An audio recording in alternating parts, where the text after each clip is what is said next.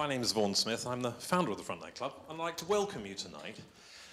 We're very proud and very excited by this series of events, and as you can see, it's a collaboration between the Frontline Club and BBC Arabic. There's another event. The next event's on the 29th of November, and it's about the role of women in the Arab Spring. And so hopefully you'll come to that one too.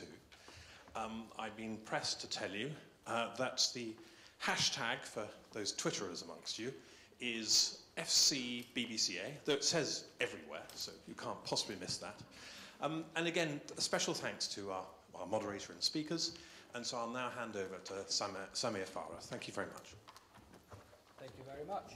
And thank you for coming. And I hope that you will take part in this discussion. This discussion is not one way. We're not going to leave the floor to the panelists. You are going to make this discussion work by putting your hand up if you decide that there is something you heard that you liked. Why not? Tell us that you liked it. If there's something you don't like, well, don't just shake your head and look to the person next to you, but actually put your hand up and say, well, actually disagree with this. And you know what? Take charge. Join the debate. Two things I ask of you, very simple. One is put your hand up before you want to say something. And it's very hard for me to say hands actually because of the lights, but I'm sure some people will be able to see you. And the second thing is wait for the mic to arrive. There is one third thing, but that applies to everyone here. And that is outrageous views may be welcome. Fine, tolerated. Long-winded outrageous views are not. And I will make sure that we won't hear. So if I interrupt you, then please forgive me. You have been warned. Thank you very much. The best thing, I think, is to allow the panel to introduce themselves very briefly. You know that what we're talking about today is the Arab Spring and its effect on Israel. Should Israel fear the Arab Spring, or should it welcome it? So let's start by introducing the panel. Very briefly, introduce yourselves. And we move on from left to right. So we start with you. I'm Yitzhak Lior. Good evening. I was 40 years in the Ministry of Foreign Affairs,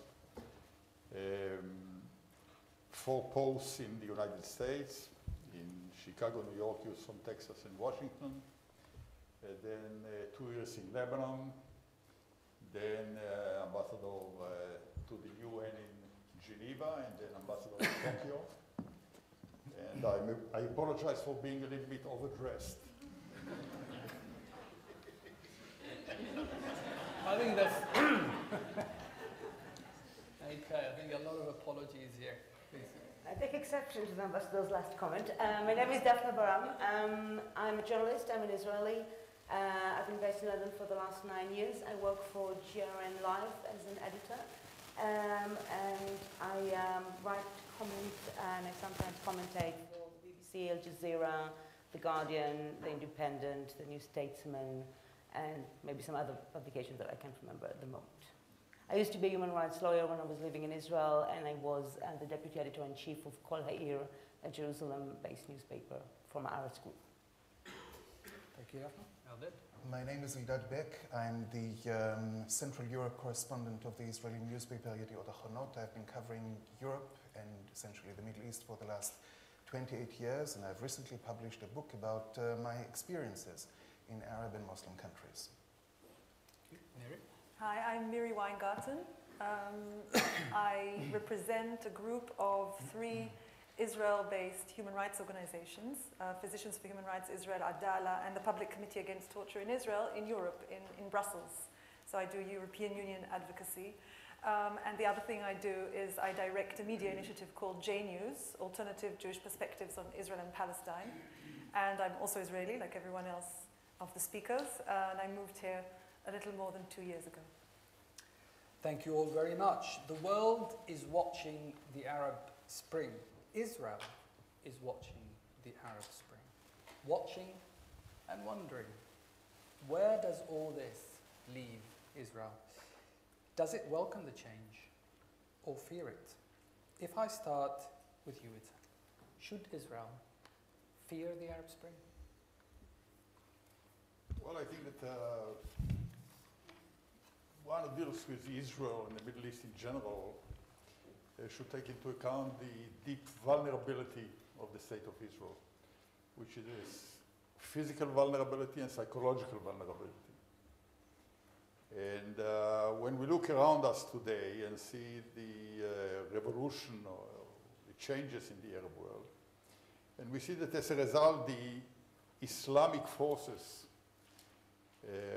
who are more fanatic, who are more hostile to Israel, to its very existence, when they take over, when we look at Egypt, for example, the only organized power in Egypt today is the Muslim Brothers. Yeah, but they haven't taken over yet. Are They you have, fearing no, they haven't taken over, but Yeah. they came to the front, and they have a voice, and they have more influence. And it worries us. So you worry that the Islamic Brotherhood may possibly take over in Egypt, but you don't know that yet. Do you not think that this could bring positive change? Wouldn't Israel be safer in a more democratic Middle East, Miri? Well, I certainly think so, but I'm not sure that the Israeli government is in that position. I do think that there is a potential for very big change in the region because of the Arab Spring. And I think maybe the clearest mark of that in recent times was how the most recent attack on Gaza ended. You might remember a while back that there was an attack near Eilat in Israel from the Sinai. And the Israeli government immediately claimed that it had come from Gaza and attacked in Gaza, an attack that continued for 2 weeks. It ended rather abruptly, and the reason that it ended was primarily to do with street protests in Egypt. It was to do with the fact that there was pressure coming from the ground on the interim governing military forces in Egypt. And I think that it ended before the Israeli government would have wanted it. And I think that's a marker of a process that is happening right now, in which the weight of influence on Israel is moving from the West, European Union, United States, to the region. And that's a very interesting process. Positive or negative, depends what we do with it. Yeah, well, I was about to ask you, do you think it's positive or negative? Well, I think that the Arab Spring in itself is a very, very positive, hopeful process. When it began in December in Tunisia and is still trying to continue, it gave me very big hope, because I felt us to be in a situation of impasse for a very long time, and change always gives reason for hope. I think it could be positive for Israel if Israeli society were to influence the Israeli government to reach out to the Middle East and to become part of it, rather than seeing itself as a sort of island in the region. As Yitzhak said, wouldn't it be hard to reach out to the Middle East when you see that change happened in Egypt, and then a few days ago they stormed the Israeli embassy during a week, actually, that was on a Friday, that was called Correcting the Path? I think when you're looking at the Israeli interest, you should distinguish between the interest of the Israeli establishing consecutive government policies and the interest of the Israeli people. Right. And I think this was expressed quite well in the Israeli establishment's response. It was quite careful, quite hostile. Israel, as an establishment, always had an interest in the more conservative regimes in the area. There was always a fear. So all that talk about democracy and democratic... Yeah, democracy. What we like is King Hussein. That's what we like. We like to have strong powers that we know are not going to get into war with us, and we don't really care what kind of policies they have. All the talk about democracy was empty. Well, it is very similar to the American talk about democracy. We like democracy when it's nice and when it's pro-Zionist and when it, acknowledges... And we like tyranny if it's our kind of tyranny. Yeah, exactly. It depends what kind of king they're going to have. However, I think the outlook of the Israeli government was very cynical. However, the Israeli people, at least quite a big minority among them, was looking at this with hope. And got inspired. And I think it was no accident that the sit-down and the social protest that started in Israel shortly after the Arab Spring in Egypt. There was a lot of references to the square and the protest in the square, and a lot of the imagery was borrowed without actually even trying to hide it quite withdrawn from the protests in Egypt. Okay. It was the first time probably the social events in the Arab world influenced social events in the Israeli Okay. society. Allah, what do you think about all this? What's your view? Positive, negative? You said that other opinions would be welcomed, if I'm not wrong, so let me give you some. I believe that it would be very constructive for many Israelis to separate between fantasies and realities, because our policies have been based in the past very often on fantasies and not on realities.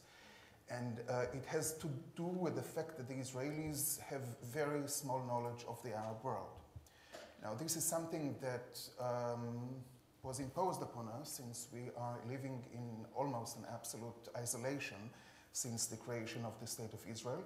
Things were much better before the State of Israel was created in the sense of contacts between Jews and Arabs. But ever since, we are quite separated from what's happening around us, and I do not think that we are able to speak about any influence whatsoever. First of all, what Arab Spring are we talking about? If there was indeed an Arab Spring, it came in the wrong season of the year and it was extremely short. From the 22 countries, members of the Arab League, I believe that only 5 or 6 countries were, so to say, infected by the virus of the Arab Spring. So maybe we should think a little bit more about what we say. Let's see what happened in Bahrain. I mean, there was an Arab Spring there. There's nothing left now. In Syria and in Libya, the situation is still going on without anybody knowing what's going to happen. We had 2 successes, so to say, in Tunisia and in Egypt. And we should probably Libya? touch... Is Libya a success? Or we'll wait to see.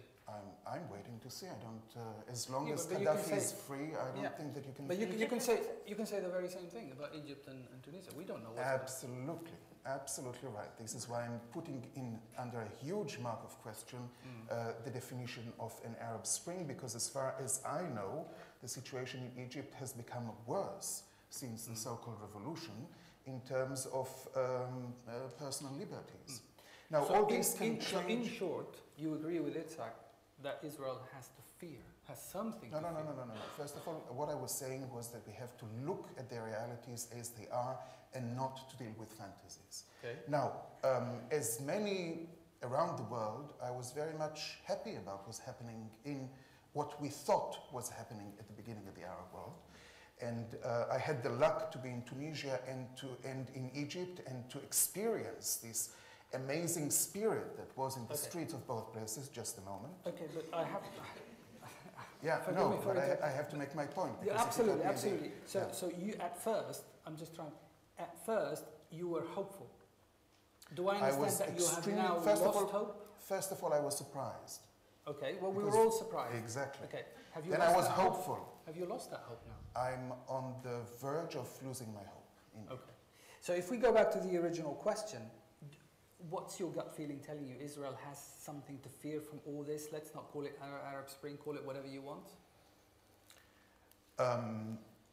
The situation as it is right now, Israel should be worried, and I think that those who initiated the movement in the Arab world, which was democratic at the beginning, should also make themselves some worries. Okay. Can I just ask, very, very briefly, a quick show of hands, who of you thinks that Israel should worry, should fear the Arab Spring? Okay, there's a fair number of I hands. would like to dwell a little bit Please. on this point. Basically, who can speak against democracy? I mean, we are all rejoiced in the fact that there is democracy in the Arab world finally. This was the idea of many Western countries. Well, Daphne spoke. She said the democracy is only the democracy that we like. I think there's a lot of That hypocrisy in Israel the talk likes. about democracy in Israel and the preaching to democracy for the Arab world. But I would like to say that Eldad speaks about the Arab Spring. I think it's not a short-lived process. It's an earthquake in the Arab world. But what I would like to emphasize from an Israeli point of view is the fact that, for example, in Tunisia now, which is going to have elections in a couple of days, in the 30th of this month, I think. 23rd Sunday. The Islamic forces are demanding to add a special clause into the constitution that the country will never make peace with Israel. I would like to ask anybody here, what do you think may be the influence of what's happening in the Arab world on Jordan one day? And on the Palestinians? But forgive me, with all due respect, is there a little contradiction in what you just said? You said, who doesn't like democracy? And then you went on to say, but if democracy brings this party, then we don't like it. Well, we would like the Arab world to be democratic, but today it's chaos, and chaos brings with it a lot of dangers. But what if elections brought something else? Orderly elections? Well, it's not in the offing. It's not in the cards for... I'm sure if you'd ask anybody in the Arab world whether they would have favored a democracy in Israel in which Benjamin Netanyahu would be the prime minister and Avigdor Lieberman would be the minister of foreign affairs, they might have taken exception to this consequence of the elections. They might have said, maybe cancel democracy, right? And have Yossi Sarid as prime minister. Let me tell you what a top Israeli journalist told Jeremy Bowen, the BBC Middle East editor, a few years ago. He said that every morning the foreign ministry in Jerusalem offered a prayer for the health of President Mubarak. So, but now that they discovered that the gas deal is still going to come through, they've chilled a bit. So, okay, Mary. Well, I think that maybe we're talking about two completely different things when we're talking about Arab Spring. I mean, it's become a slogan, hasn't it? And I think that we need to distinguish between regime change and the process that people are trying to describe in different ways. I personally don't like the term Arab Spring. Call it uprising, call it empowerment of the street, call it the voice of citizens because of the failure of politics. And in that case, you can extend it to Wall Street and elsewhere in the world. But it's a question where you're coming from when you're trying to define and explain what this Arab Spring is. So I think, yes, if you were looking only at regime change, then the Israeli government looks at the regimes and says, good for Israel, bad for Israel, good for Israel. But if you look at a social protest whose essence is the demand for voice, the demand for dignity and respect, or social justice, then I think the process that began has certainly not ended. I agree that there will be many forces that will try to stop it. And I agree that the Interim Military Council in Egypt, for example, is very far from what people were chanting for when they called for the fall of the regime. But I think that is the very moment of potential which Israel can either, Israelis rather than Israel, because I feel an Israeli, can either take or miss as an opportunity. And I think when in the streets of Tel Aviv during this past summer, there was a sort of social movement and people shouted, Assad, Mubarak, Bibi, Netanyahu, it was a joke. It was something that was very shallow. However, I think that Israelis felt part of a global process. And it's a question whether it is, whether it will be, because there are lots of people in whose interest it is that it should not be. And can I have the first question from the audience, please? Can you just wait for the mic to reach you? Over there, please. Gentleman with the shirt, white, blue shirt.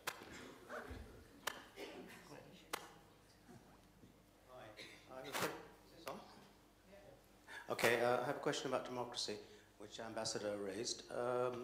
There is no such thing as a democracy. There are various forms of democracy. British democracy is not the same as French democracy. It's not the same as Italian democracy. It's not the same as Italian democracy. Italian democracy is off, isn't it?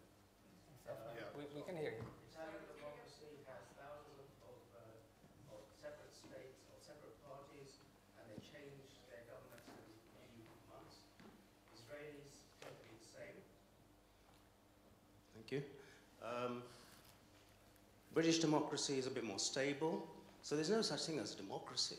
The question is, what are the Middle East countries, these so-called happy countries that are, and I agree with you, they are being liberated. They're not, I don't know where this spring came from, but they're being liberated. The driver in that is freedom. That's all the people want. They want freedom. But where they're going to is a different area. You say they're going to democracy. I don't think they're going to democracy. You don't know that. They may be going to meritocracy. They may be going to aristocracy. God knows what they're going to. So the question is, we should first of all question where these people are going to. Secondly, I would ask you, Ambassador, why is it that Israel has such a lousy PR? Allows it, I'm sorry? Public relations. Why does Oh, Israel- PR, okay. You don't put the case for Israel very Israel well. has a great. This is absolutely abysmal. Now, I am Indian, and I think my country has an abysmal PR as well. Why can't countries get their bloody act together? So- one of the things I think is, Can I just... one of the things is that you have a fractured democracy. So the question is, why can't Israel get its PR act together and either welcome democracy and change or be honest and say, well, we were happier with Mubarak and so on? Would you like to answer That's that? not very good PR. Well, there's a contradiction there. It's a dilemma, isn't it, Yeah. for Israel? Well, I think that the issue of PR in general is a very complex issue, especially for the state of Israel. And when you overdo it, when you begin to hire professionals and take people whose profession is, to make PR and so on, it's a boomerang. And I think that Israel is doing what it can in order to explain itself. It's a complex situation, very difficult to explain Israel. I think that we are dealing tonight with one of the very, very fragile issues here, because you can talk theoretically about what's happening. But unless one understands that something may happen to Jordan, and something may happen in the West Bank, which is negative, and Israel is 12 miles wide, 5 miles from Ben Gurion Airport to the West Bank.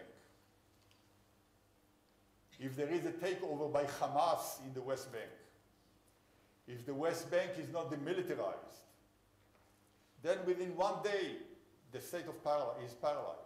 Then you cannot land a plane over there. We have one airport. So this is the case where you can't welcome democracy. And I think, why can't Israel be honest with this? Let me put two things clear. First of all, anyway, the way I see it clear.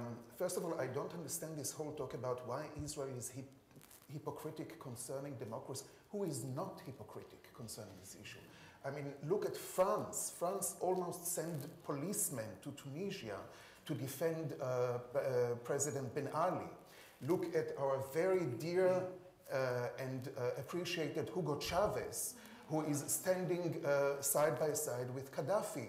Look at Iran, who was very much supportive of what was happening in Tunisia and Egypt, but is very much afraid of what's happening in Syria, and is in effect helping Assad to put down the rebellion. So let's not, Iran never hypocrisy is raised the everywhere. flag of democracy in the Middle East. Iran No. Israel The Iranians tried 2 years ago to raise the flag of democracy, but they failed. The Lebanese did also something extremely brave when they, in 2005, threw the Syrians away with, big demonstrations. But Iran doesn't wave any flag of democracy in this region. So your answer to the gentleman's question about why can't Israel get its PR act together? Who got it? No, first of all, the question of question of PR has absolutely nothing to do with our theme. This is something else.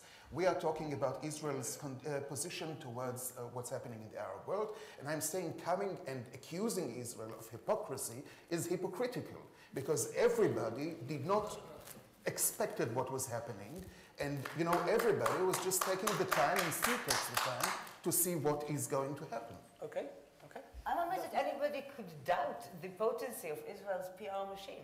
This is a country with an amazing PR machine. Yeah. Amazing spokespeople in television, great ambassadors, a lot of journalists that are aligned. Which country to the doesn't have ambassadors in the world? They're good ambassadors. I'm complimenting my country, which I don't do often. Daphna, yes. We are here to discuss an issue and not to assassinate There's Israel. nothing that I enjoy more than now, being told by my colleagues. I'm speaking now. Let's stick to the subject and not deal with cheap irony and cheap positions. You are answering this question for 10 minutes. Can I answer it for 2? Well, do it seriously. I'm taking it extremely seriously. Well, it doesn't I seem so. am very aware. Sorry, it doesn't seem so. Please, let's just give Daphne the chance to answer. I am very familiar with Israel's PR mechanism because I have been up against it quite a few times in discussions just like this one. I think Israel has very talented spokespeople who speak for its establishment and for its policies. I think it managed to convince the world of many things, one of which is the Hamas are bastards for holding one soldier for 5 years without trial, while Israel is holding hundreds in administrative detention without trial, without handling it. And that we're doing them a great favor by releasing them. There are many examples like this, and I think I many times hear people say, but why doesn't Israel explain itself enough? A lot of Israelis feel that Israel doesn't explain itself well enough. I think many of us don't understand that the question is not just a question of propaganda. Sometimes your policies are your problem, and there is a limit to which extent you can try and explain them. Okay, so that should answer the PR question. Please. First of all, it's not me who is describing the Israeli democracy by black democracy. It's Israeli writers who said that, not me. But the main question you have said is that Israel should be worried from the Arab Springs. I think that the signals which came from Egypt does not really leave any worry over there, because the Arab street in general is ready for peace. But the most important thing which we should not forget is that there is an occupation, an illegal occupation. The land grabbing which is going day by day is leaving nothing for the Palestinian. Now my question is for Mary. You mentioned something very important, I think, is that over here we're trying to reach to the Jewish people in here to work together to try to bring some sense to this senseless situation. And you mentioned that the Israeli society need to be influenced. What more do you think can be done to influence the Israeli society? The most important thing is that to influence the Israeli society of what? Can I just of peace. Of peace, that it's a new era, that we want end of occupation. I don't think what Miri said is to convince the Israeli society of peace. Surely you didn't mean that. I think that she did, but okay. Well, that's the whole question. Right. Okay, the thing is, if an Israeli initiative, peace initiative, a few months ago, could not convince Netanyahu to look at it, now that the Israeli public have knew about it, I'm sure you must have heard about it, which was signed by 40 Israeli top Mossad generals, saying that end occupation. Our biggest problem is the occupation. Once Israel recognize Palestinian rights as a human being and end its illegal occupation, I think you have nothing to worry about. Okay, so Mary, can you just answer that? There's nothing to worry about if you just trust your instincts. I think this issue of what actually we're working for in social change was a key question in the time of the big protest demonstrations in Israel in the course of the summer. Because there was a movement, a very big movement for social justice, which looked as if it was similar to, for example, what's going on in Spain, if not more similar to what was going on in the Arab world. The thing is that it never managed to move out of the direct discussion of social justice into also including this issue of occupation. So the two tracks are completely parallel in Israeli society. Israelis have woken up to the issue of social justice in a way that they haven't over at least 2 decades before. But if you try to include the topic of occupation in that discussion, you'll get a very big wall. And I think that's to do with the fact that over the years in Israel, there's been a process in that every single political process of elections has been to do with Palestinians and to do with the occupation. So people have voted further and further to the right, as it happens, with regard to Palestinians. And they never had an opportunity of saying what they want from a point of view of social justice. So if they voted Labour or they voted Likud, social justice was no-go because of a process of privatization. And that was one of the reasons why this whole movement broke out in the summer, because people didn't want to talk about the issue of occupation. Now, that is they just wanted to talk about the social issues. They wanted to talk about social issues. They wanted to talk about the fact that even though you have a couple working full-time, they can't afford rent, they can't afford mortgage, it's sort of middle-class rage, plus also issues which are much broader than just the middle class. And the attempt to include into that the topics of the settlements, for example, met a lot of resistance. And I think that it's a very big challenge. And in my opinion, it's the same issue, because social justice is for all people. And I don't think that Palestinians are less people than Jewish Israelis. And social justice means end of occupation. Is there? However, many Israelis don't agree with me. Does you wanted to comment on this? Yeah. I think that this is the question for every Israeli. First of all, I would like to say that I'm no more ambassador. I'm a private person. And the question that I ask myself is, since the occupation is so destructive for Israel, for our social fabric, why people are not going out to the streets? I understand that it cannot be attached to the social uprising, quote unquote, in Israel, because that movement has to be apolitical. Otherwise, if you make it a political movement, then many people on the right will leave it, many people on the left will join it, it will be all of a sudden it will have a political direction. But why don't people, intellectuals, writers, peace lovers, why don't they go out in the streets and say, enough, end the occupation? Because of what it's doing for us. Haven't they done this? Beg pardon? Haven't they done this? No, some very little, not in proportion to the problematic aspect of the occupation. What are you calling for? A more massive demonstration? I would like just to answer Samir, I would like just to say why it does not happen. It does not happen because we don't know what is a calculated risk. We have to take calculated risks. And we are not sure what is a calculated risk and what is an irreversible and uncalculated risk. And it's very easy. You have had ex-general, Mossad generals in that initiative who signed and said that Israel has nothing to worry about ending the occupation from the Palestinians, neither from the Arab world. The humiliation of the Arab world is creating this animosity and this, and even though still all agreement has been honored by Egypt, nobody has said anything about Israel so far. In fact, what Israel government is doing is damaging its own existence. It's shooting itself in the heart. Excuse me, I have to react to what you're saying because once again we have to separate between fantasies and realities. When you say that Israel was not at all a topic in Egypt, as somebody who has spent some time in Egypt in the last months, I can tell you that all parties in Egypt agree on one issue, and that is a very strong anti-Israeli position. You can hear it in the television, you can hear it in the radio. I'm speaking with the lady, you have spoken enough, I would like to express my opinion. But I'm terribly sorry, I was going to ask the very same question. Yeah.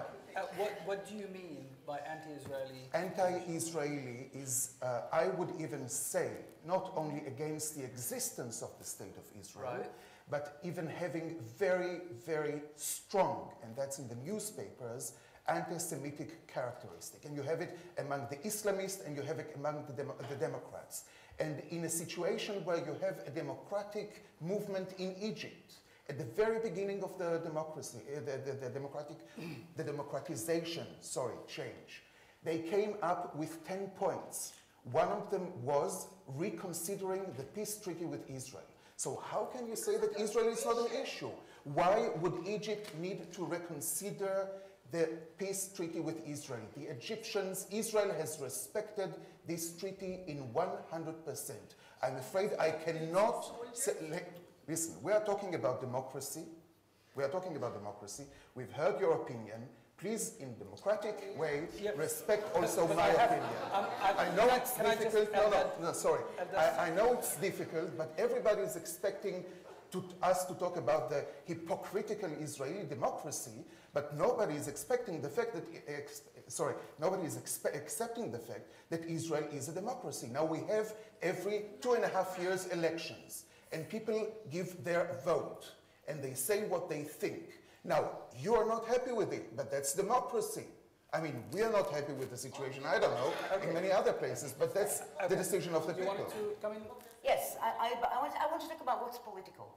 Because I think we've had, and Isaac was referring to the question that the social process should not be political.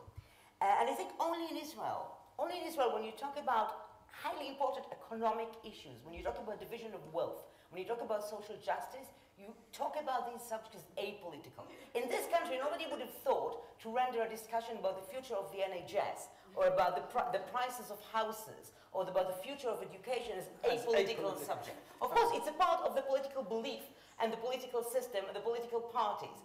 Only in Israel, people would say, we want this to be apolitical because, you know, we don't want to miss our protests. And this is also what enabled everybody to support the protests. But Daphne, the bankers were supporting the protests, the government was supporting the protests. Excellent. Can I just remind everyone that the very important point that was mentioned was that the difference between the Israeli policy, actually you started this, and the Israeli public, and how they feel, their interests could be different. So if we can bring it back, regarding the Arab Spring, if we can bring it back to this, I would be very, very grateful. If I just may say something about that in that case.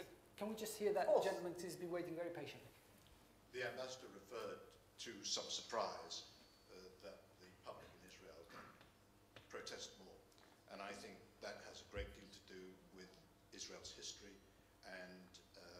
and strangely enough, the relative stability that people come from within Israel. And that's not just going to change overnight. They haven't gone through the cataclysms which many of the Arab nations have gone through and are going through. It's been different. It's different inside Israel to being inside Tunisia, inside Egypt, or wherever. And you're going to get different reactions in different forms. To me, first of all, there's too many easy phrases being bandied around here. The Arab Spring is something developed by the media, which is clearly meaningless. It has no content. It probably has no context. Okay? The idea that you tag immediately democracy onto the back of this notion is patently ridiculous. No such thing is actually happening. Okay? When it's happened and when it's got delivered, let's start to believe in it. But at this moment, it hasn't. Now, the basic question here was, should Israel have fear? What's going on is chaotic. What's going on may be cataclysmic. How on earth could they not have fear?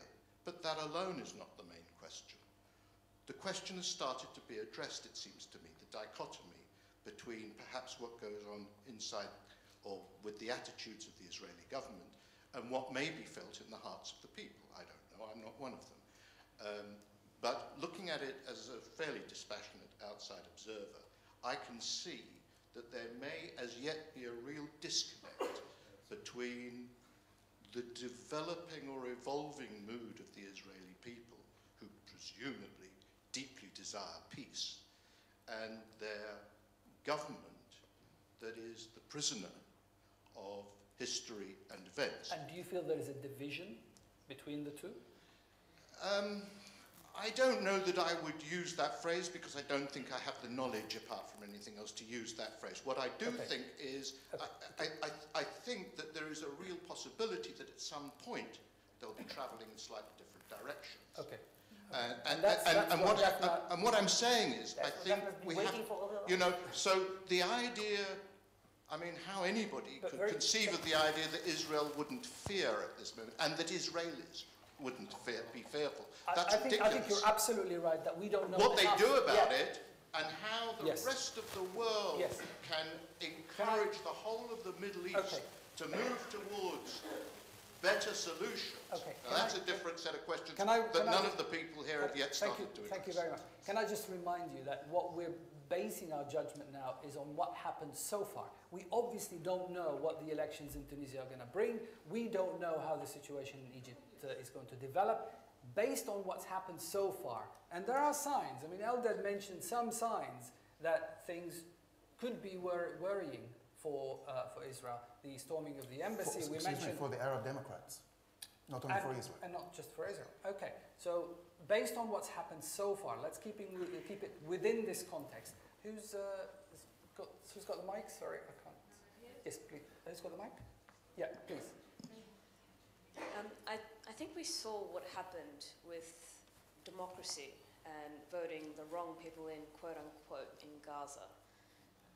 And I think based on that, I'd like to ask the question, is it a case of better the devil you know when it comes to Arab leaders and the Arab Spring? I think we started this discussion, and I asked Yitzhak, hasn't the old Middle East suited the Israelis more? Let's be honest. The devil you knew was better than what you don't know, what this gentleman said. We don't know yet. What will happen in the Arab world? Yeah, I mean, the lady was saying, you know, the devil you knew was better. You knew. In some cases, it was not even a devil. Well, again, I think that it's a known practice that it's easy to deal with dictatorships. There is one who decides, you know what he is, what he says, what is the value of what he says, but there is a decision maker. But still there are dangers in it. If I come back to Jordan, you topple one man over there and it's a chaos. You topple the king and it's a chaos. We see what happened in Egypt. So of course it's easy to deal with dictatorships. But we believe that the future of the Middle East, or that there will be closer to peace in the Middle East if there are democracies around. Stable democracies. Okay. I agree with the people who say that it's not in the cards yet. There is a long, long process until elections in Egypt will be real elections. And a real government, a governable government, What will happens, be elected there. it's like if there is a real election in Egypt and a properly monitored process and it brings the Islamic Brotherhood? Well, the Islamic Brothers are an Egyptian problem, and they were always a minority in Egypt. Yeah, And they're a minority in but Egypt I'm sorry, today. is this It's just not an only, Egyptian? it's not only Egyptian, it's in this just an Syria, it's Egyptian in problem? Lebanon, sorry, in Libya, it's in Tunisia, it's in Turkey. Yeah, well, if the situation will evolve to the point where Islamic forces are taking over, it will be extremely problematic as far as the relationship between Israel and those countries. Okay, so we're going over the same ground here because you can't reconcile yourself that if democracy brings something you don't like, then you don't like democracy. May I ask you just a question? Let's put ourselves in 1977. President Anwar Sadat, a great Democrat as we all know, declares in Cairo that he is willing to come to Israel, to Jerusalem, to speak at the Knesset and to make peace with Israel. Just imagine what would have happened if Menachem Begin said at the time, Mr. Sadat, stay where you are, we are not dealing with dictators and we are not dealing with murderers. Now the situation is the following. Whatever Israel does, it's going to be bad. Because if, first of all, everybody was used to the fact that there were dictatorships in the Arab world, we are now facing a totally new surprising situation. So let's not focus only on Israel. Okay. Everybody is surprised. So, secondly, how many points? Excuse me. You know, I can also take off my mic and go away. No. Because excuse me. The situation is the following. Every time I'm trying to say something, you stop me. And while the others are just, you know, when they're bashing Israel, it's okay. No, I will do it because I'm not here to bash Israel, but I'm here to discuss seriously a topic. And this is not happening. Can I say something? This is not happening. Can I say something very briefly? We want you to stay. We'd like to hear your views. If I don't want to stay, I will not stay. Absolutely. But can I just say, what I'm trying to do here is I'm trying to run a conversation. And I have to keep... So let's have a conversation, not just one side speaking the whole time. With all due respect, we have to keep it short. We have to keep the points short. So why don't you cut her when she speaks? I do. Can I just say, can we go back? I'll come back to you in a minute. Can we just go back to this point of realism that Eldad was saying? He's saying, let's be realistic. Let's not live up in the clouds. Israel has to look after its interests, and if its interests are with a dictator, then so be it. Okay, well, I think if we are realistic, maybe this whole discussion of whether it's good or bad is a little bit hypothetical. It's happening. I mean, whether we liked it or not, when there were elections in the Palestinian Authority, Hamas won. We had something to do with that because we had military power, and we certainly very determinedly, or rather our government, did something about it. Now, when it's to do with Egypt or Jordan or whichever other country, when there is something that happens that is not to the liking of the Israeli government, there is not very much that the Israeli government can do about it. It is a real process. It is really happening.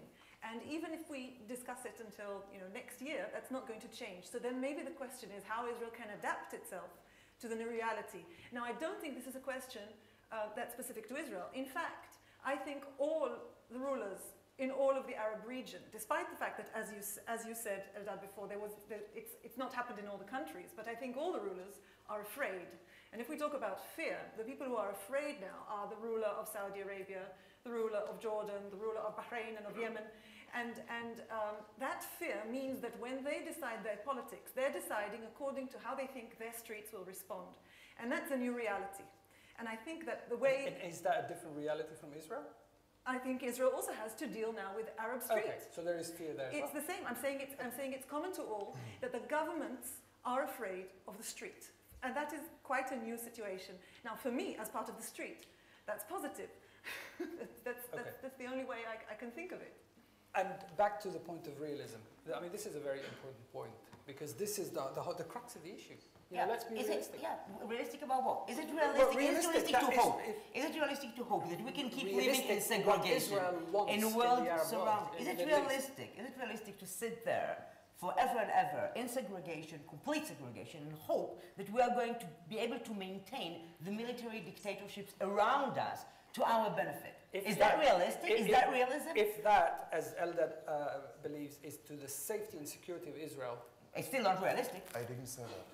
And he didn't say that. I didn't say honestly, I'm willing to accuse him of anything, but he didn't say that. Just do you think that at the moment Israel is looking at what's happening in the Middle East and it's thinking realistically, or it's thinking unrealistically about what it wants, what can be achieved now? Israel can't roll back what's happened so far.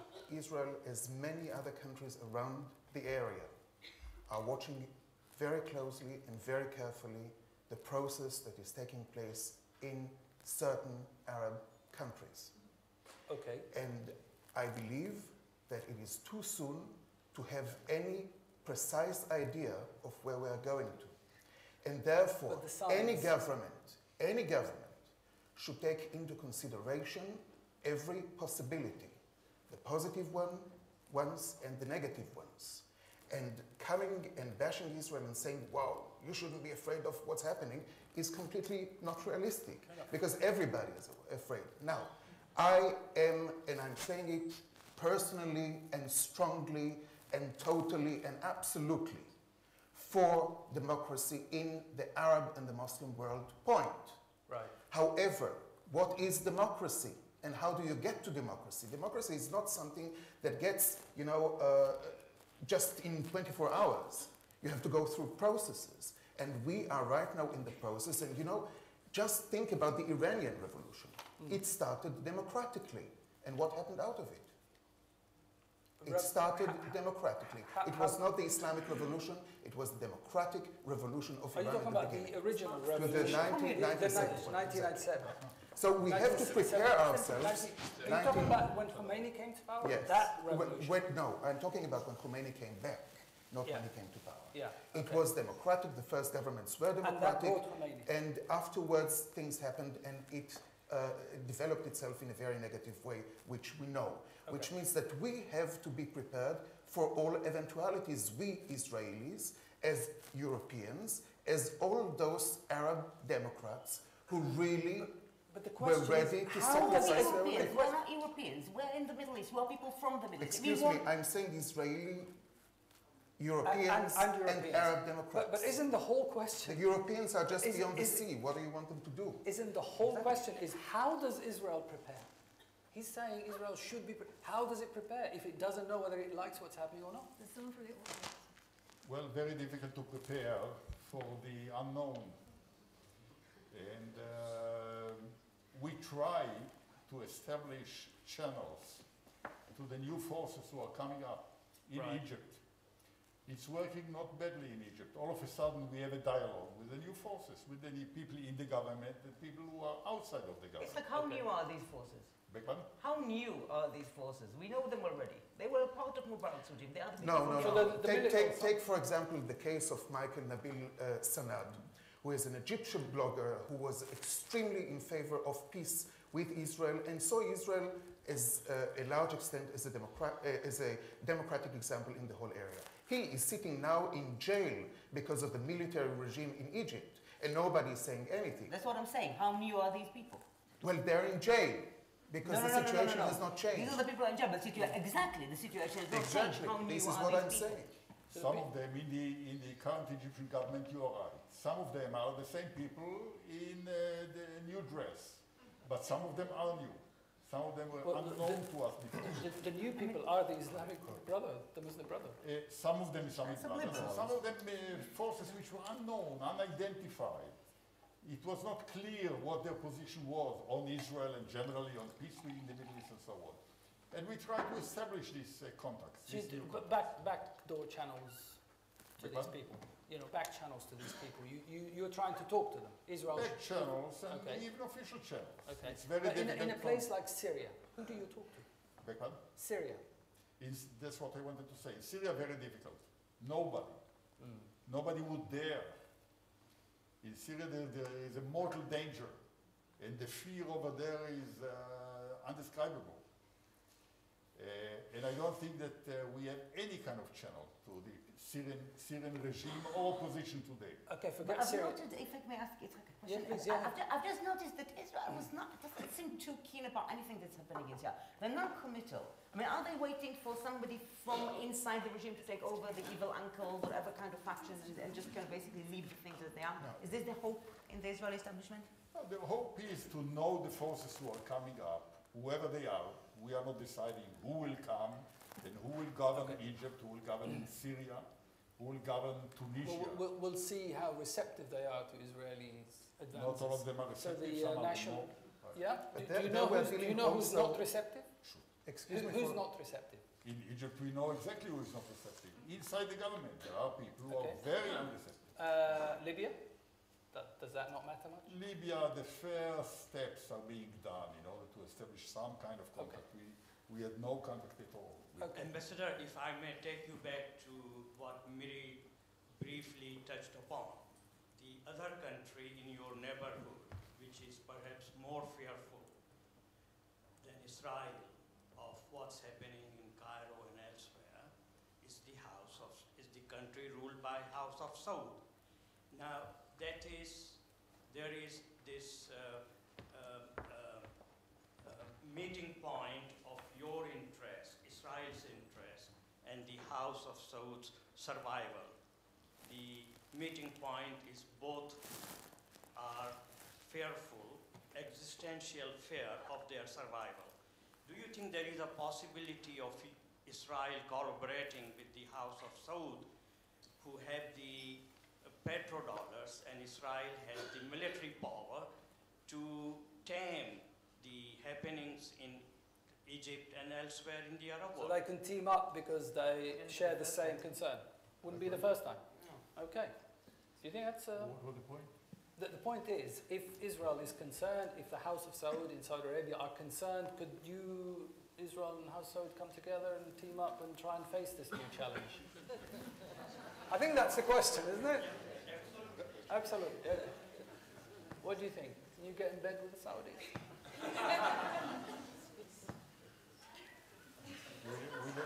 With the Saudis, we have a wide common ground. What brings us together is the fear of Iran. They are terribly fearful of Iran. It's an existential problem for Saudi Arabia. And yet the contact is indirect, because it's problematic for them to be openly in touch with Israel, the Saudi Arabians. But if you come together... So it goes through other channels. Okay. How would a collaboration work? What would you do if you come together with the Saudis? What exactly can you do? Train the army. Attack What Iran. army? Attack Iran? You know, help them. It's helping Aren't people. we falling again in fantasies instead of talking about realities? What is this whole thing about going to bed with Saudi Arabia? I mean, the Saudis have occupied Bahrain. They don't need the Israeli tanks in order to do it. Let's be serious. I mean, we are talking about serious things, about the possibility that the Arab world would become democratic, and what can we do with it?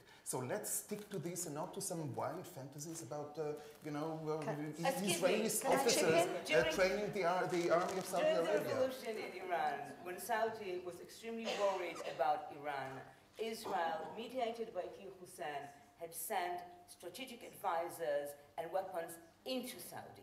And this would not be the first time that it happened. It could happen again. I mean, there are strategic alignments between different powers in the Middle East, and the more conservative regimes in the Middle East have always been in all sorts of understandings with Israel. This is not a fantasy. It's not something far-fetched. It is a fantasy that Israel and Saudi together would go to oppress the Arab Spring. Let's get back to reality. Let's get back to reality. Yes, I would like to get back to reality. I think there were two very realistic points made by Miri when she said perhaps Israel should think about seeing itself as part of the Middle East rather than an island which is endlessly building itself a ghetto, counterposing itself to the rest of the Middle East. And the member of the audience at the front who said that the way Israel responds to the Arab Spring, or the way the Arab Spring impacts on Israel, depends a lot on what Israel does with respect to the Palestinians. So as long as we have an Israeli state which demands that it is recognized as a Jewish state, which to me as a Jew is a racist concept, an ethnocentric concept, Israel should be a state for all its citizens, regardless of their background. An Israel which refuses to even talk about the rights of refugees all over the world, who only exist as refugees because of the way the state was formed in blood and war. 750,000 Palestinians driven out. Okay. An Israel which refuses, thank you, an Israel which refuses to recognize that it discriminates in many, many ways, which Miriam could describe, against its own. But this is relevant to the way the Arab Spring. Well, my question is, how do the panelists feel that Israel will respond? Will it take up any of these points, or will it continue to say, as Eldad Beck has done already this evening, that insofar as Arabs on the street care about the Palestinians, they're obviously motivated by anti-Semitism? Okay, I believe we have actually covered this point, and I think it takes us slightly further away, but thank you very much for your comment. I want to get down to the heart of the discussion, because I think there's an elephant in the room, and the elephant is political change. We've talked about fear, and we've talked about fantasy. The problem is the currency, it seems, whether it's Iran or Saudi Arabia or the Arab regimes or Israel, everyone's frightened. Okay, let's accept it. What can take the fear away? Perhaps a political process that Israel starts to engage with, because Israel has not involved itself in a political process to change the status quo, but to reinforce its relationship with the Palestinians and, by extension, the rest of the Arab and Islamic world. Okay. Until that changes, until Israel wakes up one day and says, we cannot continue on this remorseless path where the bigger the fortress is, the more frightened the others are. Until they stop doing that, that's where the fantasy will continue. Until they stop doing that, he says nothing is going to change. Please? I'd like to go back to the very first question, the very first point about Israel's vulnerability, and how that, because that's really what affects how Israel would see the Arab Spring, or whatever you call it, and all the potential changes that haven't been realized. My question is this: for any Arab country to attack Israel is suicide. It is guaranteed 100% suicide, which means Israel should only worry and has only reason to feel vulnerable if someone is credibly suicidal. Now, Iran is. Ahmadinejad and the Twelvers may well be willing to commit suicide. That's a real risk. There is no Egyptian general who's going to do that. So the point is, militarily speaking, there's nothing when you say, this gentleman here said there's so many possibilities that could arise, I agree. But isn't it true that the only scenarios that really should cause fear to Israel are where someone comes to power in Jordan, in Egypt, who is truly bona fide suicidal? Because every Arab knows if they want to push Israel into the sea. Of course they hate Israel. The Mexicans want to push the Americans into the sea. It's not going to happen. But I thought you said only a suicidal Iran could do damage to Israel. Is that what you said? I'm saying only a suicidal leadership. I'm saying the only scenarios. There was a very rational point made that Israel has to look at lots of scenarios that may emerge. But it seems to me the only ones that could really cause legitimate fear in Israel are the ones where someone suicidal takes power. And is your point that there is nothing to fear, therefore? Because that right now, the only country that seems to show any prospect of that is Iran. And Iran, it's real. It's real. But there's another country that is showing prospects to attack Iran, and that is Israel. So the danger to Israel is not only caused by the people who surround her, but by some of the military fantasies of the people who lead her. And I think that if, in order to prevent any developments in the route with the Palestinians, if Israel would decide to attack Iran and would get backing for that from the US, I think that would be a more dangerous scenario than everything that you have described so far. Okay. Hi. This is a genuine quick question, and mostly aimed at Miri. What are the actual, we've all been speaking about fear, and anger and frustration and things like this. What are the opportunities, what are the hopes out of the Arab Spring? Don't call it the Arab Spring. Obviously, it's causing some... Sorry. Some friction. It was used to... See, I thought I was being the positive one in the panel. What are the opportunities? What's there to be positive about? Well, I think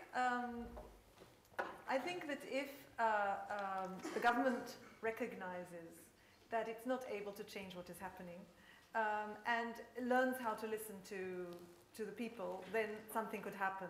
Now, just as an example, you might remember that this year, on the anniversary of the founding of the State of Israel, on the anniversary of what Palestinians call the Nakba, the catastrophe, and then again on the anniversary of the 1967 war, there were street events that were actually directly connected to Israel. So parts of, as it were, Arab Spring that were connected directly to Israel.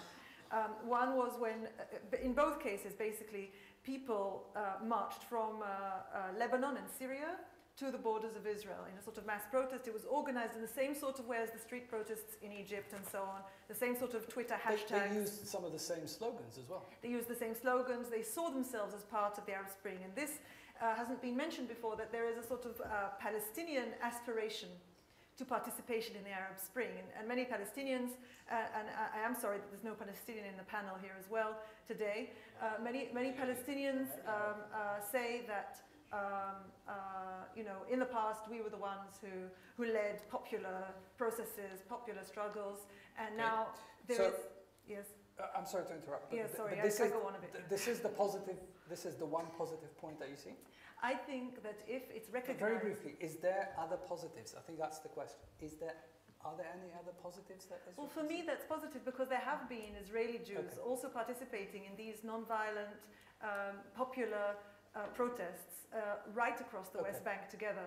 And I think, small as it is, it's a microcosm of what could be. Of struggling for the same. Eldad, can I just ask, because Eldad said we have to be realistic and we have to judge on what we have at the moment. Based on what we have at the moment, can you see anything positive in this? I think I was very positive about saying that it was a fantastic movement at the beginning. For Israel, anything positive for Israel? Why are we talking, well, okay, the subject is Israel, but as an Israeli, I tell you that having participated in what happened in Tunis and in Cairo, I thought it was extraordinary. It was fantastic. It was great. And I really hope for every nation in this area that the process would come to a very positive end. This is it. But we are not in a situation where we can say it's going to be this or it's going to be that. But based we are on dealing what's with happened theories. so far? So far we are dealing with a very limited movement, a very limited movement, that is unfortunately in Tunisia and Egypt developing not in a very positive way because of the fact that the Islamists, and not only the Brotherhood, are probably going to get out the biggest political force of the elections in both countries. Now, having said that, I am not one of those who are saying that Islam cannot be democratic. Quite on the contrary. I would really like to see Islam getting involved in a democratic process, because we have in many other countries in the world, including Israel, religious parties. Even in Germany, even in the United States. You don't have a problem with that? No, as a human being in the world, not as an Israeli, and as a humanist, I am thrilled to see every people come against oppressors, dictators, and corrupt regimes. I was absolutely delighted. So that in itself is positive enough for you? That in itself is a positive. No, it's not positive enough. It's positive. It's positive. It made me very happy. Yeah, but we're trying to be realistic. I think it inspired. What's in it for Israel? Inspired many people in Israel to also oppose oppression and corruption in their own government. So that is Excuse me, the Israelis have been dealing with the corruption of their leaders well before the so-called Arab Springs. I'm not and let me tell you that even a prime minister I've been dealing with it enough. I've got enough people in prison in Israel. Excuse me. There is a point which has to be made. I believe that the way that the Israelis have been dealing with their politicians, and it's not only that I believe, I heard it in many of the Arab countries and Muslim countries, inspired the people. The fact that we brought a president to trial, and we brought the prime minister to trial, and a finance minister to trial. That you'll be amazed this to is hear something that that I agree with everything that you're saying. This is for another discussion. This is not today's discussion. You know what? No, it's the same discussion. No, it's not the same. There's something What's positive. that got to do There with is something Israel, positive about the fact that the Arab world is inspired by some of the things that are happening in Israel. Right. And that Israelis are inspired by some of the things that are happening in the Arab world. It's a good thing. What's that got to do with bringing the president to Trump? Because if Israel puts a president, I know that. I also hear this from a lot of Arabs around. There is a certain admiration in the Arab world towards Israel about two things.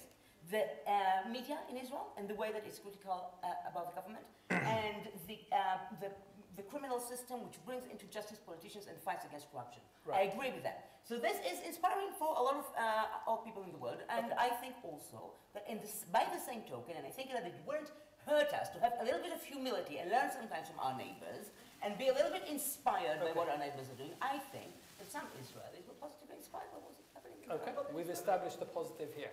Yitzhak, you had something to come in. Well, Samir, in an effort to try to evaluate whether the developments are positive or negative, I would like to tie it into to your question, sir. If Israel accelerates today peace initiatives and efforts, will it get a more positive answer or a less positive answer? I'm afraid that it will be more problematic even than in the past. But in general, I would like to say that nobody has to preach to Israel to make peace efforts.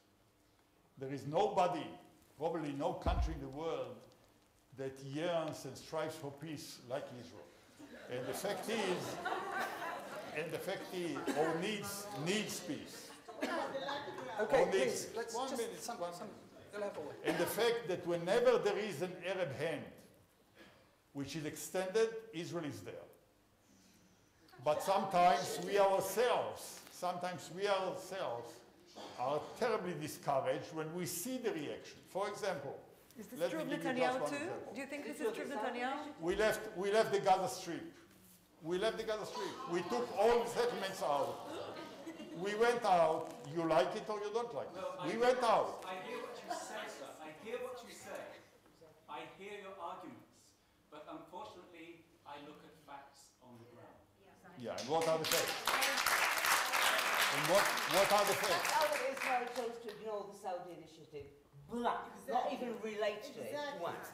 The facts are that Israel has now pulled one of the most amazing spins that I've ever seen and negotiated even with Hamas only in order to left Abu Mazen alone with his full Palestinian state initiative and the whole UN thing that went totally off the ground. This was the whole purpose of this recent deal, and it was quite impressive. It's good, it's a good thing that happened. Again, there's a positive in it.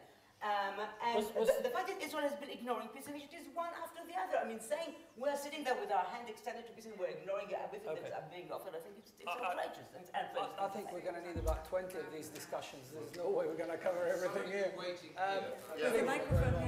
I just follow what I'm told. I was told that this lady is next, and we'll come to you shortly after that. Please. It's a bloke, actually, not a lady. Thanks. Just two questions, really, and they're related. The first one is really about this movement, whether we call it the Arab Spring, ending in democracy, because all too often, historically speaking, revolutions don't end that way. When people believe in something so much that they're willing to risk death on the streets, and they actually achieve power, they're normally very unwilling to give it up. And the second question related to that was, even if, should we say, Egypt achieves democracy, Syria achieves democracy, why would that necessarily change their viewpoint towards Israel, when in actual fact, I would argue that the hostility of a large number of Egyptians would be reflected in the policies of their government? Okay. Who was it that talked about the difference that the people have to? Miri, was that you? And you did as well. Will that change the people's feeling towards Israel?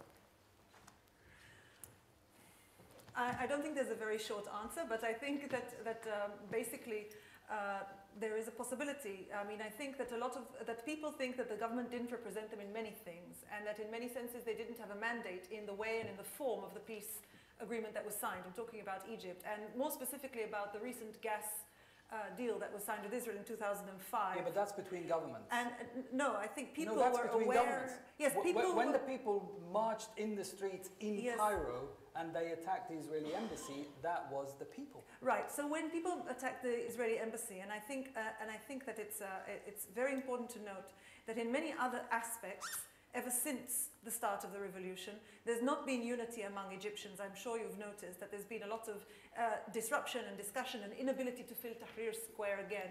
The place where they found unity was on the issue of Israel after Israel killed 5 or 6 Egyptians. So they're all united when it comes to Israel. They found unity in the symbol, which is Palestinians. Okay, when you say Israel, actually you mean Israel's treatment of Palestinians. It's impossible to see it in any other way. And I think the only way to neutralize that sort of situation is actually to change the situation between Israel and Palestinians. So there's no way around that, basically. If there were a situation in which there were peace between Israel and Palestinians and an end to occupation, then the whole of this symbol that is Palestine for many people in the Arab world will disappear. Could. Is it as simple as that, Eldad? Well, you know, my very democratic conclusion from the very interesting and theatrical discussion this evening is that we have to establish a radical left-wing dictatorship in Israel, which would call for the abolition of the state of Israel, and then we can have democracy in the Middle East. But that doesn't answer the question. The question is, and this gentleman asked the question. He asked a very important question, and this question was an answer to the outrageous other question that the lady there asked about the isolation of Israel. Now, Israel is not isolating itself, dear lady. Israel has been isolated from the region ever since it was created. Now, no, because it exists. Don't change the situation. Because it exists. In 48, even before, there was a movement of total Arab boycott against the state of Israel. Yes, now, don't rewrite history. Don't rewrite history. What you are doing is rewriting history, and that has nothing to do with fact. And ever since, ever since Israel, even when there was peace with Egypt, the authorities, now everybody is saying that Mubarak was an agent of Israel, but Mubarak and his government did everything he could so that there would be no possible contact between Israelis and Egyptians. We have now 32 years signed peace with Israel. Now imagine how the region would have looked today if we would have had the same movement of exchange that, let's say, with France... the occupation existing. Oh, can I just... You are sticking with the past and you don't want to open your head to something else. There was supposed... How is the occupation the past? There was supposed to be an interreaction that would have proven to the Israelis that peace is worthwhile. This there was a mass solidarity movement in the Arab world with the Palestinians, and they wouldn't want to schmooze with you while you're Excuse me. They don't want to schmooze with us from the very beginning because we are there. And this is why, excuse me? Because they don't want the state of Israel. And this is why I'm coming back to my conclusion. Let's abolish the state of Israel so that there would be peace and democracy in the Middle East. Who thinks? It's 25 past 8 and we have not begun the discussion yet. I completely share this man's frustration. Okay. In the Washington Post today, they're proclaiming removing $7 billion of military aid to Israel, which is coupled with also the Israeli Knesset proposing that they will retreat from their military budget also. Israel has handled its neighbors as a military security situation for several decades now. To advance to a serious stage of negotiations, it will have to move to governmental negotiations. I was with Mitchell yesterday and David Miliband. These negotiations are actually in progress. So looking at it, a military situation, I mean, my relationship is I represented Index on Censorship at the release of Mordecai Vanunu. I was involved with the Israel Supreme Court over this. and I've heard a great deal about how the security situation is run. If Israel starts withdrawing from its military relationship with its neighbors, at what point would it begin negotiating with the surrounding? And it seems to me that the Arab nations are for the first time showing the possibility of speaking to each other, except in the sense of attacking Israel. But what about Syria and its relationship with Hezbollah? Iran is not a factor. This is ridiculous what this man was saying. Pakistan has massive nuclear weapons and is within range of Israel. Iran is not a factor in this, and after what happened with them with the Iraq war, they're not about to attack anybody with missiles. So I would ask this gentleman, who seems to be interested in a serious discussion, at what point will the Israelis stop dealing with their neighbors militarily and start dealing with them politically?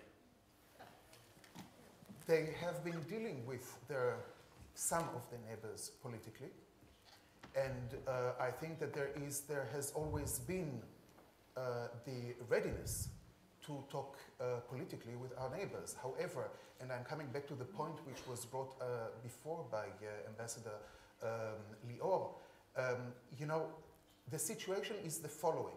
Whatever Israel is done is considered as something against the Arab world. So if we are doing it militarily, it's wrong. If we are doing it politically, it's wrong.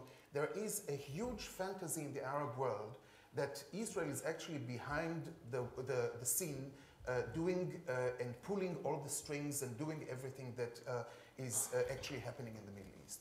As long as this fantasy doesn't come to an end, and that people start talking to people and just accepting, you know, other people as other people, I don't think that there is any chance of any dialogue in the region. And, you know, you're talking militarily after 20 years of a peace process that unfortunately brought us to point zero, and accusing or putting all the fault on the Israeli side would be strange. Does that answer your question? Well, not really, because I wasn't putting the fault on the Israeli side. I was saying what would be considered a safe environment. Israel has not had a safe environment since before 1948, in fact since 1929. And in this insecure environment, what would be perceived to be a safe environment for Israel in which it could deal on an equal basis with its neighbors? Full recognition. But I mean, there must be some concept of what this would look like. Well, full recognition of its existence would be a starting point. And I believe that this would solve extremely lot of problems on the political and on the military levels. Okay. But we are not at all talking about acceptance of the state of Israel. Therefore, we are at the point zero again. Okay. Yeah, the ignored Arab initiative did offer that, but that's not my point. An optimistic point. I don't want what Miri said to get lost. An Israeli government intent on maintaining and extending, as we've just heard, the occupation, has a lot to fear. But there's now a new model. I've heard from Israeli friends who for years were trying to convince Palestinians that they wouldn't get anywhere with bombs in Tel Aviv cafes and argued for passive resistance, that this was regarded as for wimps because the model was Che Guevara. This was in the past, but that there is now a new mood. And because there is a model in the streets of Cairo. I'm not sure we would have seen Mohammed Abbas at the United Nations without the Arab Spring.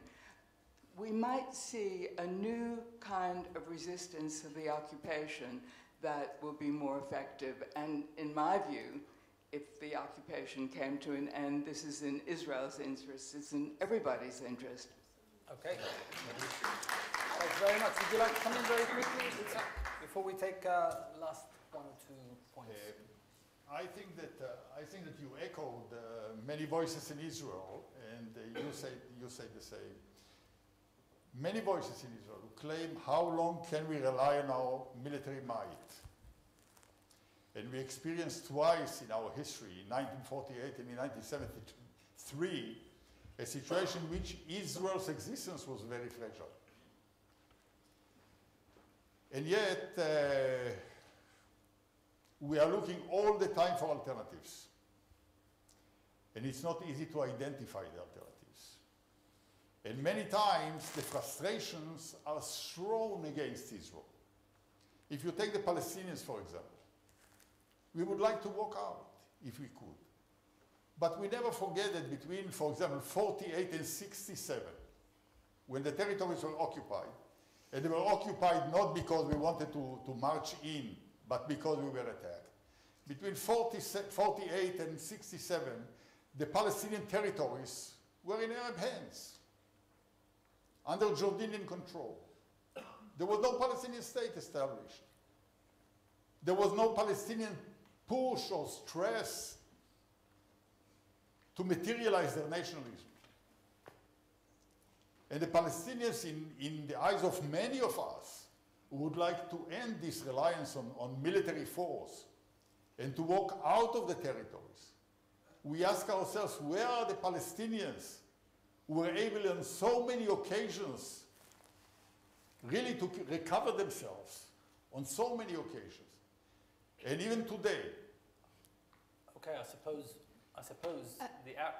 whatever the change in the Middle East could possibly, what do you think? Could it possibly provide one of those alternatives that Israel has been looking for, because it cannot, as you say, rely militarily on its might? Maybe, Samir, but it came when the Palestinians were in the midst of a tremendous offensive. But the offensive was not vis-à-vis Israel. The offensive was vis-à-vis the international community. And the leaders of the Palestinians know that in order to reach an agreement with Israel, they will have to give Israel security. To give Israel security means that Israel will control somehow, for several years, maybe a decade, will control the Jordan River so that the West Bank cannot become another Gaza Strip, so that foreign forces cannot come in to contaminate, quote unquote, the West Bank and threaten Israel physically. And it's difficult for the Palestinians to give Israel security, to make such a move, to allow Israel to stay on the Jordan River. So they have decided to go to a more favorable audience. They decided to go to the international community. Okay, well, we'll see what that brings. Because we'll see what that brings. We'll see how we'll see what that brings, but for even it's a big victory for them, because now they are dealing with Israel as a state, not as an occupied territory, but as a state recognized by the United Nations, by the General Assembly. Okay. So it's a good move, but it will not bring peace. So there is a problem to identify the alternatives for military might. Let me take that. I was wondering if anyone in the panel could comment on the perception in Israeli society, the general perception of Arabs and the Islamic religion, and how that might complicate its ability to respond to the Arab Spring as it's happening and the results that it will continue to throw up over the next few years. Is that question to anyone? To anyone? Well, unfortunately, we know, as I said before, we know very little. We know too little. We are too unconnected with our environment. And I can tell you that as a journalist, unfortunately, I have not the freedom of traveling in Arab countries, in neighboring Arab countries, in order to let the Israelis know how do people live beyond the border. You know that even Egypt... Arabs within Israeli society itself, and the way that Israelis relate to that. And I mean, aren't something like 50% of Israelis... How can it influence anything if you are dealing with ignorance? You don't have any contact, you don't have any channels, you know? And one of the first things that the Egyptian revolution has done was to prevent Israeli journalists from getting into Egypt. But forget Egypt. The lady saying the 20% of Israelis who are Arabs who live there on your doorstep. Why do you get to know them? Are the 20% that live in Israel representative? First of all, they're not all Muslims, and you know, there are all sorts of Christians among them. And are they representative of the Arabs of Yemen? Are they representative of the Shiites of Iraq? Well, why don't you get to know them? If you're complaining that you don't know enough about them. The question was, what do we know about the Arabs, not about the Arab Israelis? How that comes from within Israeli society. The Arab Israelis, we have... reacts to the Arabs within its own society, the Arabs within Israel, the Muslims within Israel. Yeah. And how it relates to those people and how that will affect its ability to deal with the Arab Well, the thing is that, strangely enough, the leadership of the Arab Israelis was one of the fervent admirers of all the dictatorships in the Arab world. They were very often at Gaddafi's tents and at Assad's palaces, trying to get whatever support they could. The question was not about the leaders. The question was about the people. Wait. Excuse me.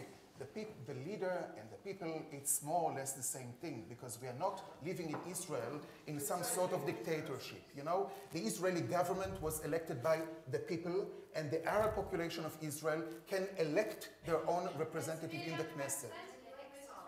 Sorry? Sorry? They're severely underrepresented. Okay. Why are they underrepresented? What do you know about what's there? We need to. Well, Azmi Bashara, the big Democrat, was a very good friend of Assad, the Assad family, and also of the Qataris. Thank you very much. We really have to end it. Mary, would you like very briefly to say what we know? What do Israelis know about Arabs? Well, I think just before we started this panel, we had a discussion around the table about which of us knows how much Arabic. And to my shame, my Arabic is really bad, and it's only connected to the fact that I've got Arab Palestinian friends and I learned from them. And I think that's quite indicative of Israeli society. Although Arabic is an official language in the country, people don't choose to go and continue their Arabic language course in high school. They prefer French mostly. And generally, the walls that separate Jews from Arabs and Israelis from Palestinians and from the rest of the Arab world are conceptual. And they came before the big wall that you know of between Israelis and Palestinians that's physical. And I do agree that I think that that's a big obstacle to understanding and to realizing and recognizing that what's happening around in the world, around us in the Middle East, among our neighbors, is something that would happen to any one of us in the same situation, and that basically we speak the same language. But there is still that gap. There is this wall. This wall. I think that there are two levels, and there's one that worries me particularly recently. I mean, there is naturally a state of animosity between Israel and the Arab world around it, and therefore most Israeli Jews perceive Arabs as enemies. This is an existing situation. It's problematic on many levels, but there's something that is more sinister, more worrying, that is happening inside the Israeli society in the last few years, that is a growing racism towards the Palestinians living inside Israel. And it is a part of a general, what I feel is a more and more Jewish segregative movement inside Israel. The racism. You said earlier that this may have changed now with something positive coming out. Well, something positive is when you look for something positive, but where the trend is going, growing in the past 2 years. Where the trend is going is racism, not only against the Palestinians, but also against the Sudanese refugees that got into Israel, against foreign workers, against work immigrants that found themselves inside Israel. There is more and more hostility and suspicion towards anybody who is not Jewish who lives in Israel, and mainly, naturally, towards Palestinian citizens of Israel. And there are more and more incidents that are very alarming. There's been refusal to rent flats in Safed, attacks against Palestinians in Bat Yam and accusing them of coming to steal the Israeli girls. There are more and more kind of areas of conflict inside Israel between Jews and Palestinians that I find very alarming. Okay, and we have to end it with Yitzhak. How do you see things developing now? What do you think, if we met here in a year's time, what do you think would have happened? In the Middle East? Yeah. In general? Yeah. Well, hard to predict. Very difficult to predict. As I say, there are regimes which are not affected yet by what's happening in Egypt, in Tunisia, in Bahrain, in Syria, but they may be affected. Namely, it's not the end of the chain, and it may spread, and it may bring a period of havoc in the Arab world, which is usually a period of stagnation. You know, everybody waits to see what will come up, and who are the partners, who are the interlocutors, and so on. So I don't think that it's a period of particular optimism. No? Okay.